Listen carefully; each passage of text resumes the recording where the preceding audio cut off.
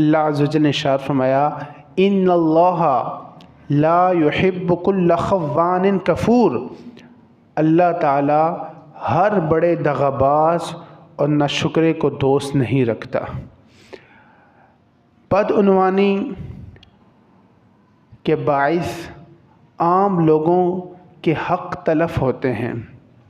لوگ معصیت و نافرمانی میں آج اس قدر بے باک ہو گئے ہیں کہ آپ آج سر عام دوسروں کا مال ناحق کھاتے نہیں شرماتے۔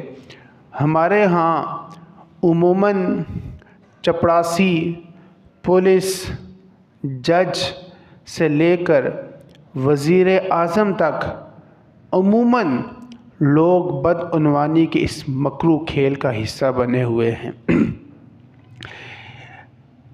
اور اس کی پشت پناہی کرتے ہیں۔ اللہ عز و جل اس امر کو، اس بدعنوانی والے فعل حرام کو سخت ناپسند فرماتا ہے، چونکہ بدعنوانی کی وجہ سے دوسرے لوگوں کا حق تلف ہوتا ہے۔ اللہ قرآن کریم میں ارشاد فرماتا ہے وَلَا تَأْكُلُوا أَمْوَالَكُمْ بَيْنَكُمْ بِالْبَاطِلِ، آپس میں ایک دوسرے کا مال ناحق مت کھاؤ، وَتُدْلُوا بِهَا إِلَى الْحُكَّامِ، اور نہ حاکموں کے پاس ان کے مقدمہ لے کر جاؤ، لِتَأْكُلُوا فَرِيقًا مِّنْ أَمْوَالِ النَّاسِ بِالْإِثْمِ وَأَنْتُمْ تَعْلَمُونَ، تاکہ لوگوں کا کچھ مال جان بوجھ کر ناجائز طور پر تم کھا لو۔ تو اس آیت پاک میں دوسروں کا مال ناحق طریقے سے کھانے سے اللہ نے ہمیں منع فرمایا۔ رشوت بدعنوانی کا ہی، کرپشن ہی کا ایک ذریعہ ہے۔ ہم